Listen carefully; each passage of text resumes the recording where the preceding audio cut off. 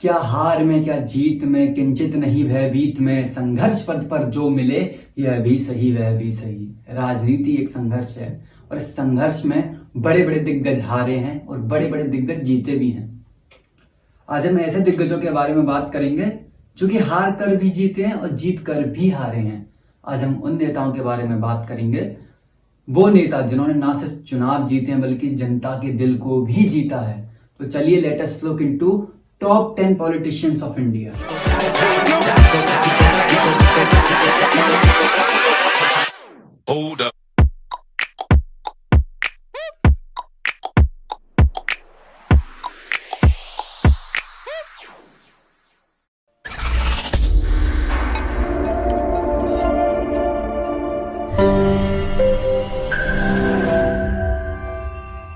अब इससे पहले कि अपने 10वें दावेदार की तरफ बढ़ें, मेरे चैनल को सब्सक्राइब करिए और जो बेल आइकन है उसे दबाइए। मेरे इंस्टाग्राम को जाके फॉलो करिए, मैं लिंक डिस्क्रिप्शन में डाल दूंगा। द क्रॉनिकल लूप्स जो कि मेरी टीम है, उनके इंस्टाग्राम को जाके फॉलो करिए। और अब हम आगे बढ़ते हैं। तो हमारी लिस्ट में 10वें नंबर पर हैं पंडित नेहरू। जी हाँ, हमारे देश के पहले प्रधानमंत्री। ये काफी खास नेता है क्योंकि इन्होंने फ्रीडम स्ट्रगल में काफी बड़ा इनका योगदान रहा था। इन्होंने 1930 से कांग्रेस को डोमिनेट किया था और ये वो दौर है जब कांग्रेस ने भारतीय राजनीति को डोमिनेट किया था। एज अ प्राइम मिनिस्टर ये अपनी फॉरेन पॉलिसी के बारे में पहचाने जाते हैं, द नॉन अलाइनमेंट मूवमेंट, जिसमें भारत ना सोवियत ब्लॉक्स के साथ गया था ना अमेरिकन ब्लॉक के साथ गया था। और इनकी आलोचना होती है, चाइना के साथ जो युद्ध हुआ था उसमें इनके हार की वजह से इनकी आलोचना होती है। और इनकी सबसे ज्यादा तारीफ होती है भारत में IITs, एम्स और IIMs को खुलवाने के लिए। इन इंस्टीट्यूशंस के लिए नेहरू जी को जाना जाता है।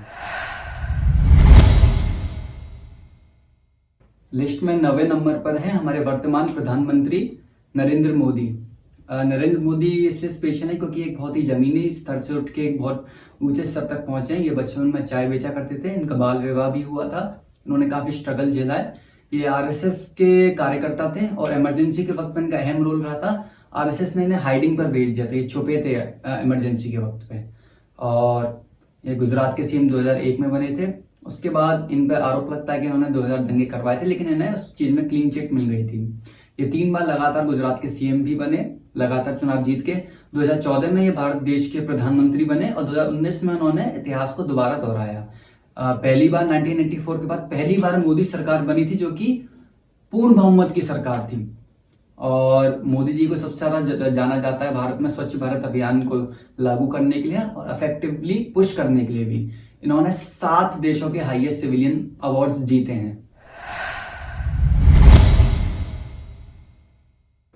अब हमारी लिस्ट में 8वें नंबर पर हैं बाला साहब ठाकरे। जी हाँ, शिवसेना के संस्थापक। इनकी भी कहानी काफी रोचक है। ये पहले कार्टूनिस्ट हुआ करते थे फ्री प्रेस जर्नल में, और उसके बाद उन्होंने अपना खुद का एक अखबार खोला था, वो था मार्मिक। उसके बाद उन्होंने शिवसेना की भी स्थापना करी थी जो कि स्टार्टिंग में काफी एंटी कम्युनिस्ट रही थी, जो कि ट्रेड यूनियन से कम्युनिस्टों का पत्ता साफ करना चाहती थी। 1992 के बाद इन्होंने हिंदुत्व का दामन थामा क्योंकि 1992 में मुंबई में बहुत राइट्स हुए थे हिंदू वर्सेस मुस्लिम्स में। इन्हें बहुत ज्यादा अपनी कर्तावर छवि के लिए जाना जाता है और ये इन्होंने एक बार हिटलर की भी तारीफ करी थी। ये बहुत ही बोल्ड नेता थे। He was one of the most bold politicians of India. हमारी लिस्ट में 7वें नंबर पर हैं वो पॉलिटिशियन जिन्होंने भारत की इकोनॉमी को हमेशा के लिए बदल के रख दिया। ये है PV नरसिम्हा राव। PV नरसिम्हा राव को the father of the economic revolution माना जाता है इंडिया में। इन्होंने इकोनॉमिक रिफॉर्म्स लाए थे अपने प्रधानमंत्री के कार्यकाल में। इन्होंने लाइसेंस राज को खत्म किया था, भारत में प्राइवेटाइजेशन शुरू किया था। हमने PPP मॉडल अपनाना शुरू किया था, पब्लिक प्राइवेट पार्टनरशिप का मॉडल। इन्होंने काफी अच्छे रिफॉर्म्स लाए थे। डॉक्टर मनमोहन सिंह इन्हीं के समय पर फाइनेंस मिनिस्टर हुआ करते थे। इन्होंने इजराइल से भी अपने डिप्लोमेटिक संबंध साधे थे और जो क्राइसिस था उसे सॉल्व करने के लिए इन्हें चाणक्य के नाम से कहा जाता था कि ये चाणक्य, इन्होंने इतना बड़ा क्राइसिस सॉल्व कर दिया है। लिस्ट में 6वें नंबर पर हैं the hero of the Quit India movement. जी हाँ, JP नारायण। JP नारायण भारत में एक रिवॉल्यूशनरी नेता के तौर पर जाने जाते हैं, जो कि अपने युवा अवस्था में जब वो यूथ थे तब वो मार्क्सवादी हुआ करते थे, वो एक कम्युनिस्ट हुआ करते थे और ये कांग्रेस की जो सोशलिस्ट विंग थी उसी से शुरुआत से जुड़े हुए थे। इंदिरा गांधी ने जब इमरजेंसी लगाई थी तब इनका बहुत ही अहम रोल रहा था। इमरजेंसी लगने से पहले इन्होंने दिल्ली में 1 लाख लोगों की भीड़ जुटाई थी और दिनकर जी की कविता पढ़ी थी। तब बड़े शानदार तरीके से पढ़ी थी उन्होंने, कविता पढ़ी थी, वो थी कि सिंहासन खाली करो कि जनता आती है। इन्होंने एडवोकेट किया था टोटल रिवॉल्यूशन के लिए, एक संपूर्ण क्रांति का इन्होंने वकालत करी थी जो इमरजेंसी के वक्त पर। लिस्ट में 5वें पायदान पर हैं Indira Gandhi, the iron lady of India. इन्हें the iron lady of India नाम से जाना जाता है। ये भारत की पहली और आखिरी महिला प्रधानमंत्री थी। ये नेहरू जी की बेटी हैं और सबसे खास बात यह है कि ये भारत की 2nd नंबर पर सबसे ज्यादा लॉन्गेस्ट सर्विंग पीएम है और इन्हें सबसे ज्यादा ताकतवर प्रधानमंत्री भी भारत का माना जाता है।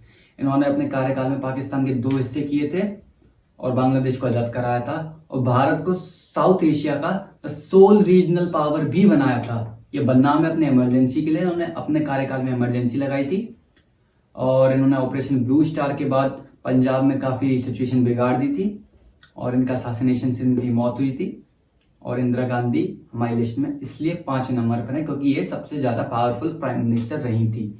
इन्हें जनता ने खूब प्यार दिया था, उन्होंने भारत रत्न भी जीता है।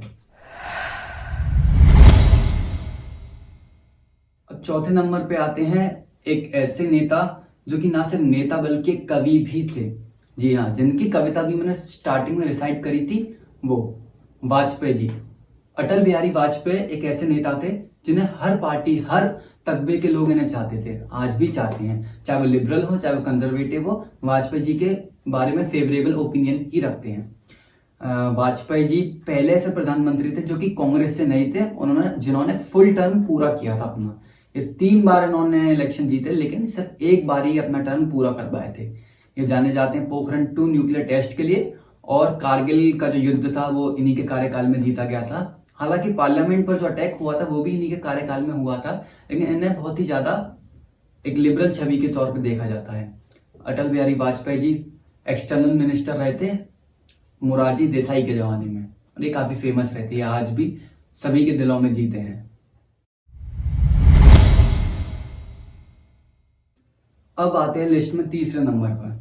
3रे पायदान पर हैं शास्त्री जी। जी हाँ, लाल बहादुर शास्त्री। इन्हीं के जमाने में व्हाइट रिवॉल्यूशन हुआ था जिसकी आज हम देखते हैं, अमूल जिसकी देन है। अमूल उसी जमाने में बना था और आज आप देख सकते हैं कि अमूल कितना एक फेमस कॉर्पोरेट सोसाइटी है।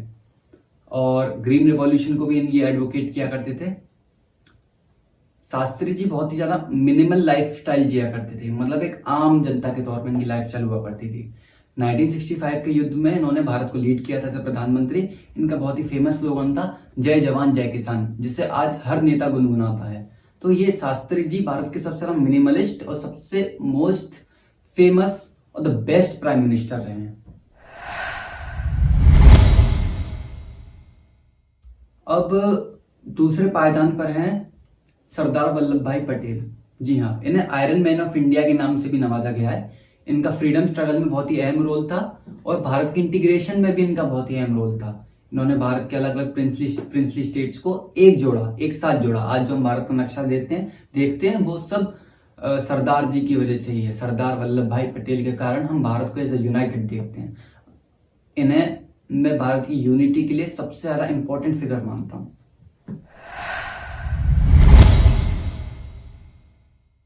अब लिस्ट में पहले पायदान पर जाएं उससे पहले ऑनरेबल मेंशंस पे जरा नजर डालते हैं। तो ऑनरेबल मेंशंस वो हैं जो कि इस लिस्ट में जगह नहीं बना पाए लेकिन बहुत ही अव्वल दर्जे के नेता थे। तो हमारे ऑनरेबल मेंशंस हैं लाल कृष्ण आडवाणी जी, जयललिता जी और सुषमा स्वराज जी।